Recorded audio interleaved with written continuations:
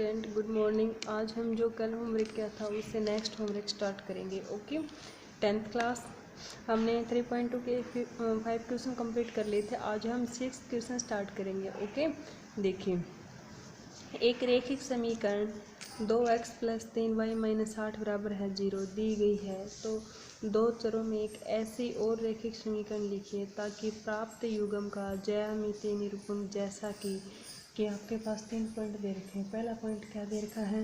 प्रतिच्छेद करती रेखाएं हों, समांतर रेखाएं हों, समपाती रेखाएं हों। ठीक है, तो आपके पास एक समीकरण दे रखा है। इस समीकरण का कंपेयर करते हुए आपको एक ऐसी स्टेटमेंट लिखनी है। पहला तो कि प्रतिच्छेद करती रेखाएं हों। प्रतिच्छेद आपको पता है, पहले भी बता दिया था कि कैसे होगा प्रतिच्छेद, मतलब A1/A2 बराबर नहीं है B1/B2 के।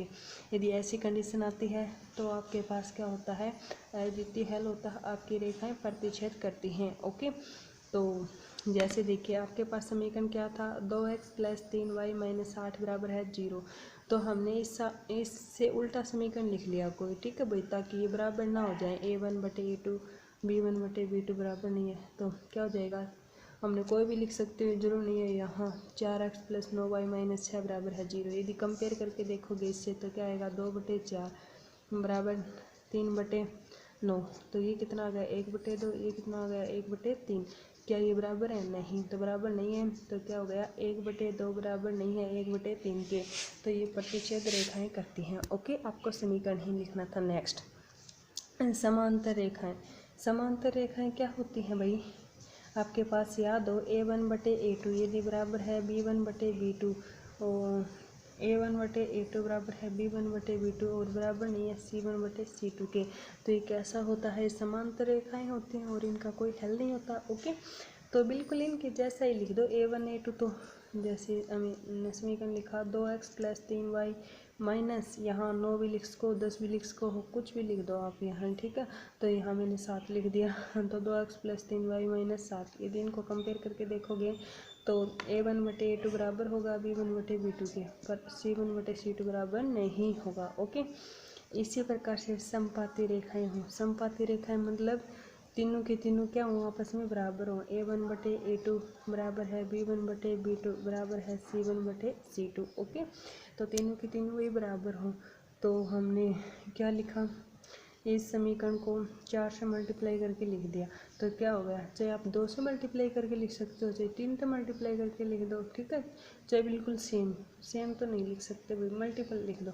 तो हमने 2 से मल्टीप्लाई कर दो, 4 से कर दो, मैंने 4 से कर दिया। तो 8x + 12y - 32। ये तीनों को रख के देखोगे तो तीनों के तीनों बराबर होंगे। ये आपके पास समपाती रेखाओं का हो गया। ठीक है, नेक्स्ट, इस एक्सरसाइज का लास्ट क्वेश्चन है। देखिए, यदि x - y + 1 बराबर है 0 और 3x + 2y - 12 बराबर है 0 का ग्राफ खींचिए। x और इन रेखाओं से बने त्रिभुज के शीर्षों के निर्देशांक ज्ञात कीजिए और त्रिभुजाकार पटल को छायांकित कीजिए। देखिए, बिल्कुल इजी क्वेश्चन है। हमने ग्राफ तो पहले भी बनाना सीख लिया था। ठीक है, तो ग्राफ ही बनाना। सबसे पहले जो समीकरण दे रखा है उसकी टेबल बना लेते हैं। x - y + 1 बराबर है 0। आप सोल्व करके दिखा देना कि मैंने यहाँ यदि x की वैल्यू 0 रखी, x की वैल्यू 0 रखी तो y की वैल्यू क्या आ गई? -y + 1 बराबर है 0। तो -y बराबर -1। ठीक है, माइनस से माइनस कैंसिल, y की वैल्यू आ गई भाई 1। ठीक है, इसी प्रकार से यदि y की वैल्यू 0 रखी तो x की वैल्यू क्या आ गई? -1। ओके, इसी प्रकार जो सेकंड इक्वेशन है उसका ग्राफ बनाते हैं। उसका ग्राफ बनाएंगे। ग्राफ बनाने से पहले हम क्या बनाना पड़ेगा? टेबल बना दो। 3x + 2y - 12 बराबर है 0। यहाँ x की जगह 0 रखी, x की जगह 0 रखा तो x का पोर्शन पूरा 0। ठीक है, y की वैल्यू आएगी 6।